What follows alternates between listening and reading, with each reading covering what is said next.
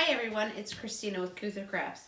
In today's video, we are going to be doing a burlap ruffle wreath. So what you would need to do this is you're going to need two 30-foot rolls of burlap. I got these ones. We had these in stock. You can also get these at Walmart. If you go to Hobby Lobby, they are 15-foot rolls. You will need 4. But if you have the 30-foot, you'll need 2. You're going to need some scissors, some zip ties. I use my wire snips, and this is a wreath frame from Dollar Tree. So what we're going to do is you're actually going to start by flipping your wreath frame upside down and opening up one roll of your burlap. And these ones are taped up.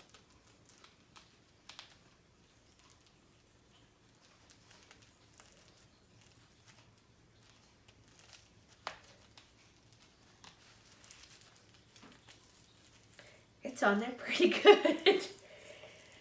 And, all right, we're making progress.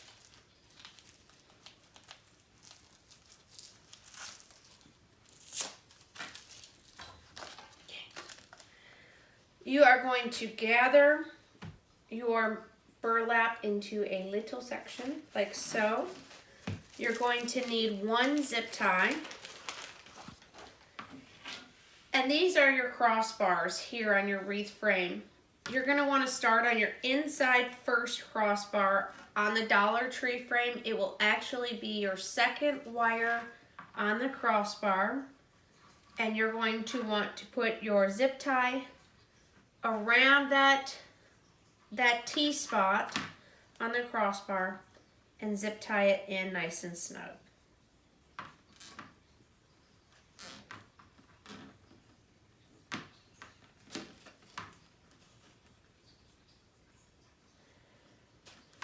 And then cut it up.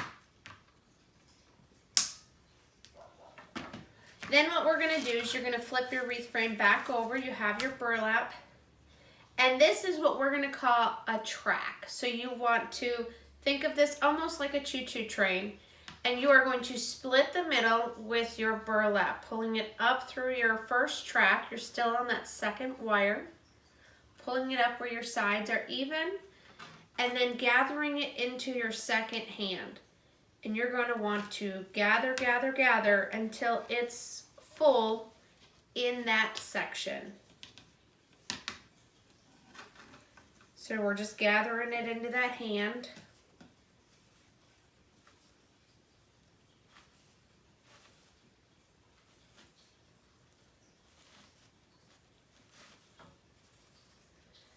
And I feel like that's pretty full. I prefer a looser ruffle. Some people prefer a more full. And then your next step after you do that is you're going to skip that crossbar and jump over the track onto the same second bar and do the same process over and over and over. I'm actually going to drop that to the floor. And we're just going to start to move along this track, filling it up with these ruffles.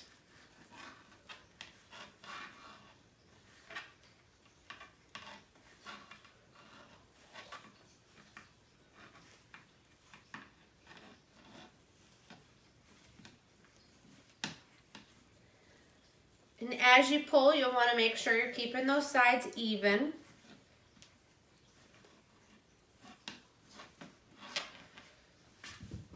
And then we are moving again, jumping that track, so we're on our third section. The Dollar Tree frames have 6 sections.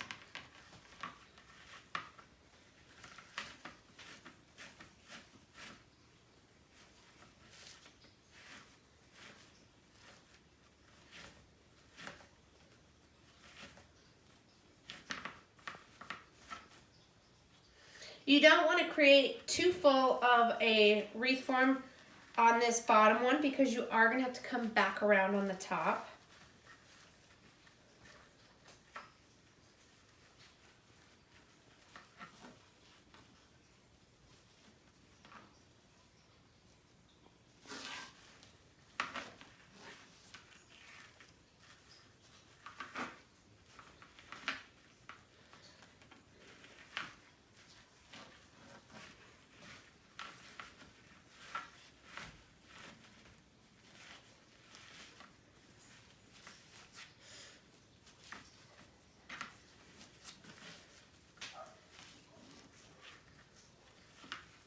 one section here that's giving me a hard time. There we go.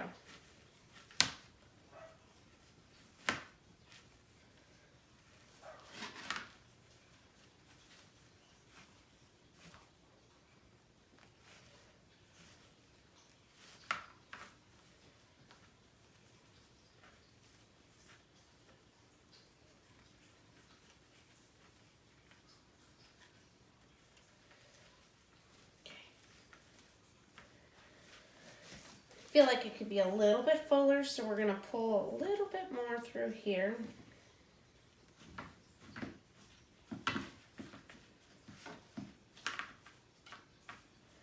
And then we're jumping that track again.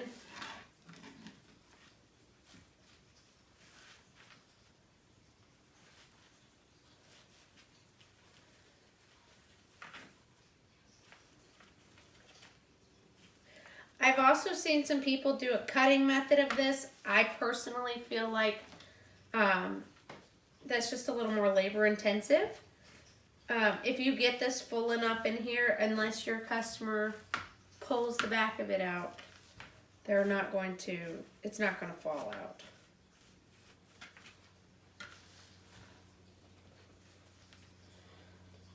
All right, we are on our last section here.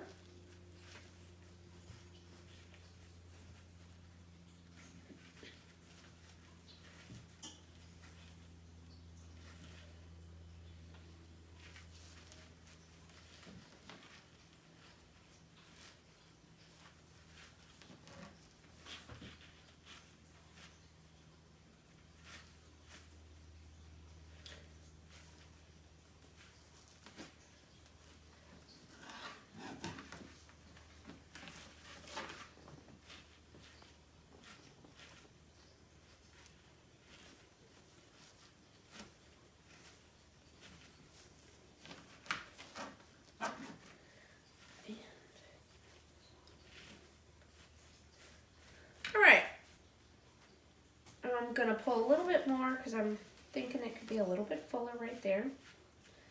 And I just kind of spread those ruffles apart.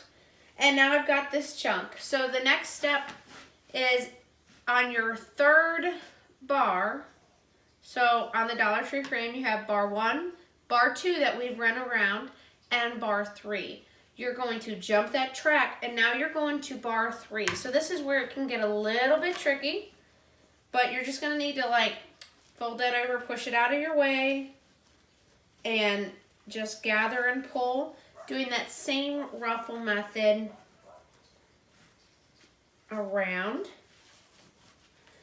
This side is a little more tricky because it's full, but this is what's going to give it that full look. What I like about burlap wreaths is that they are timeless. You can make burlap wreaths for any season, any reason.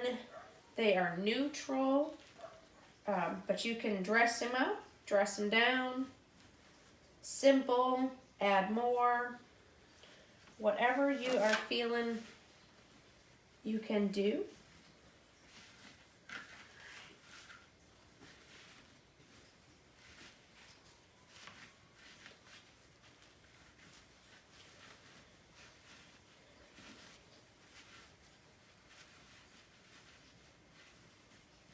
And so we are coming to the end of our roll here. And that is okay.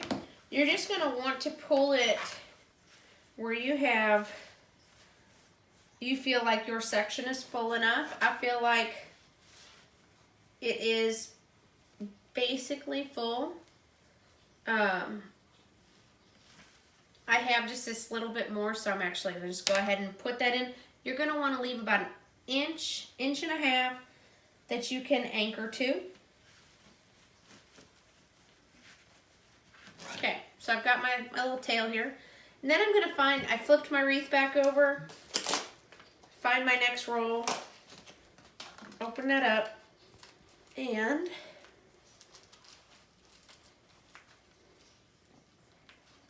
argue with the tape again. There we go.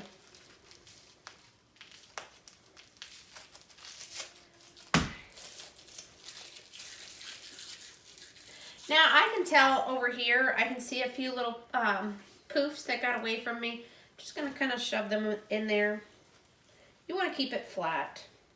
The other thing that I like about these burlap ruffles specifically is that the way that you do this almost blocks off all of the areas that could scratch your customer's door.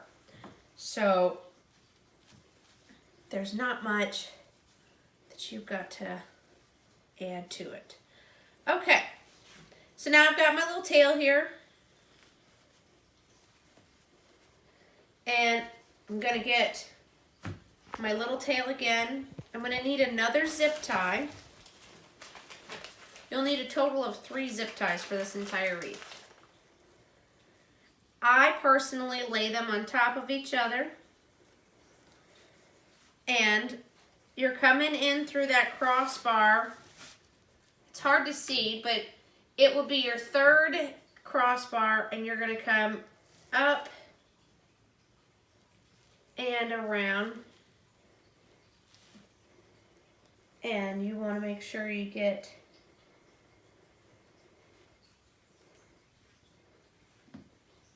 so I'm laying that tail right there. And then I'm going to lay my next tail. Uh-oh, I lost it.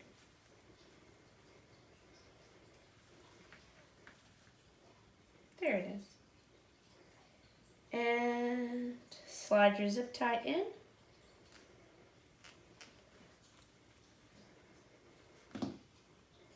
Make it snug.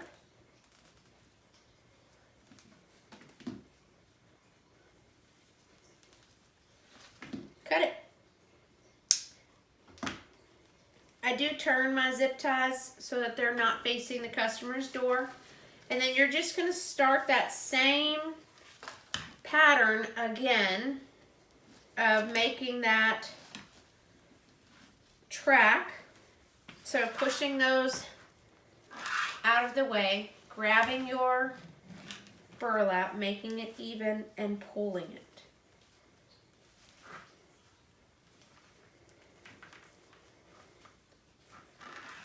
And I'm going to drop that to the floor.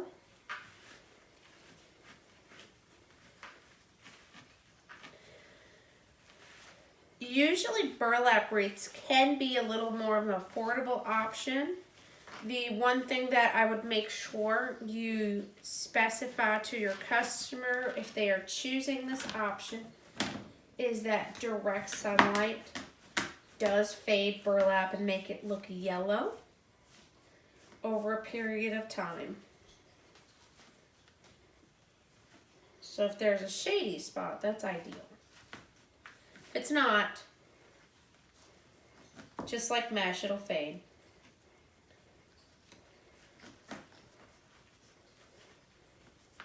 All right, so I just jumped my track and I'm now onto our 3rd section.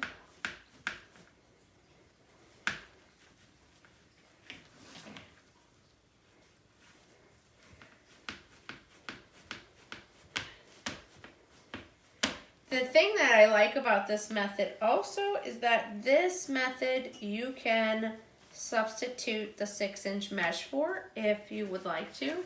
You want to do a colorful wreath, thin wreath. And as you can see, this is not a thick wreath. Currently, this is probably 2 to 3 inches tall.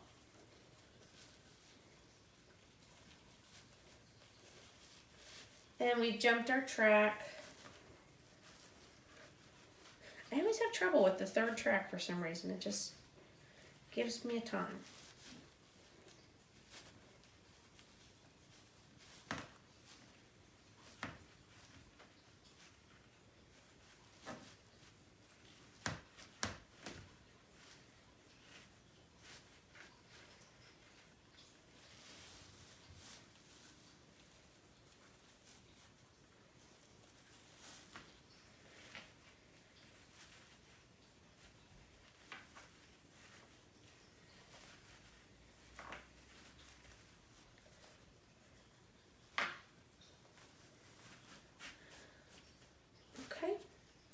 And we're going to our fifth one, so I'm jumping over again.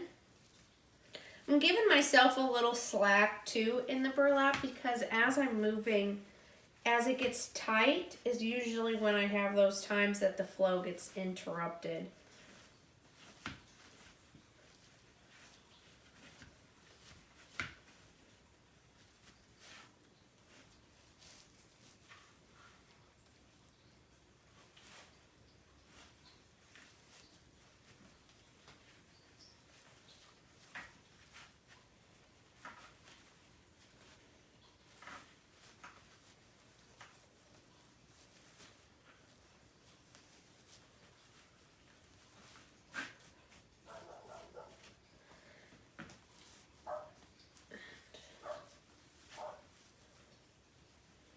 Just a little bit more. It's my doggies. I'm sure you guys can hear that. All right, we are on our last and final track. So you're jumping over again, grabbing, making it even, Steven.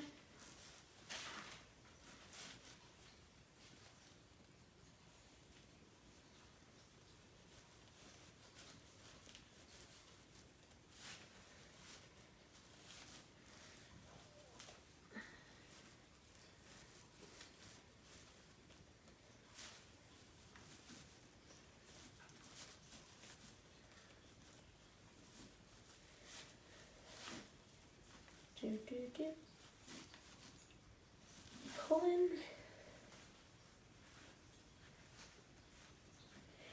As you begin to fill in each track, it is going to get a little bit more difficult. It's not a hard wreath base to make. In fact, once you get the hang of it, I have cranked out many of these in one day. So this is one that if you're trying to sell multiples, what you can do is make 6, 7 and just sit on them, or do different styles for each season just to show off your work. All right, so once you get where you feel like it is full,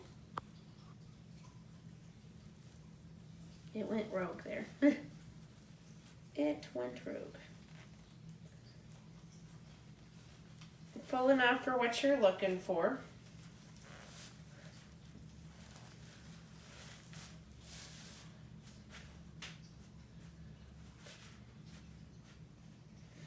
What you're gonna do, flip it back over. You'll want to cut off your leftovers. If you're using a 30-foot roll, you should have some leftovers, or if you like a tight ruffle, you may not have leftovers.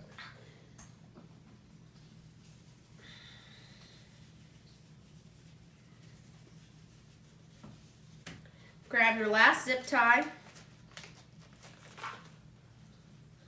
You're going to come around that T. You can choose to do your second or your final T. I just use the outside one. It's the easiest one for me. Slide that zip tie in.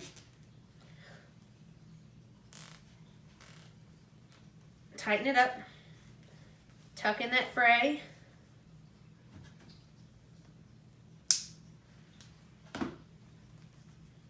Turn it and then stuff in your extra. And then come to the outside. You may have a few little stringies. Sometimes that happens. Fluff it, pull it wherever you're feeling like you need to do it. And hey, here's another one. Here's your wreath base.